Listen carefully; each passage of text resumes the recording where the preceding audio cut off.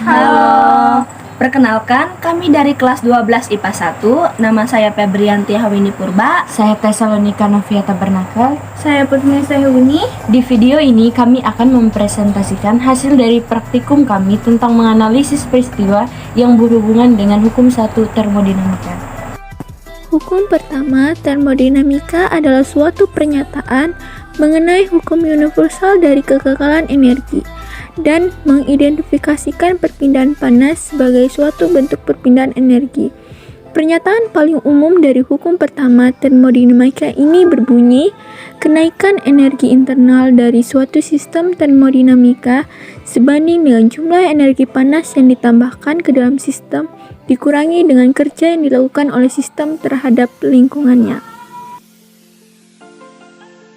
Fondasi hukum ini pertama kali diletakkan oleh James Prescott Joule yang melalui eksperimen-eksperimennya berhasil menyimpulkan bahwa panas dan kerja saling dapat dikonversikan. Pernyataan eksplisit pertama kali diberikan oleh Rudolf Clausius pada 1850.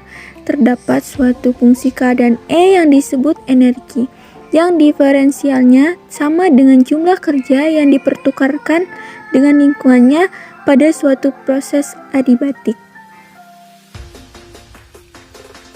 Alat-alat yang digunakan dalam praktikum kami, yang pertama korek atau mancis, yang kedua gelas yang diisikan dengan lilin, yang ketiga balon yang diisikan air, yang keempat balon. Cara praktikum, yang pertama, hidupkan lilin yang berada di dalam gelas. Setelah itu, letakkan balon ke atas gelas yang telah diisi oleh lilin. Setelah itu, perhatikan apa yang akan terjadi.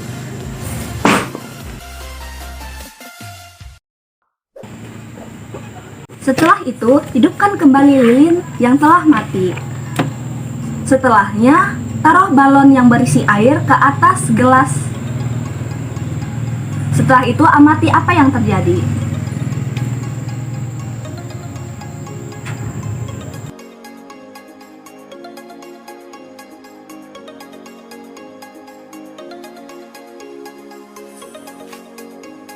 Berikut adalah hasil analisis dari praktikum kami. Apa yang akan terjadi jika balon kosong diletakkan di atas api? Balon kosong akan meletus jika diletakkan di atas api. Apa yang akan terjadi bila balon yang berisi air diletakkan di atas api? Balon yang berisi air akan menggembung dan memasuki gelas yang berisi api. Karena tekanan dalam balon yang tinggi akibat suhu yang panas, lilin di dalam gelas akan mati sebab tidak ada lagi udara yang masuk dalam gelas. Apa kedua hal tersebut dapat terjadi? Jelaskan. Karena balon merupakan benda yang terbuat dari karet yang bersifat elastis. Karet dari balon yang tanpa air jika didekatkan dengan api pasti akan sangat lemah menahan tekanan udara dalam balon dan menyebabkan balon meletus.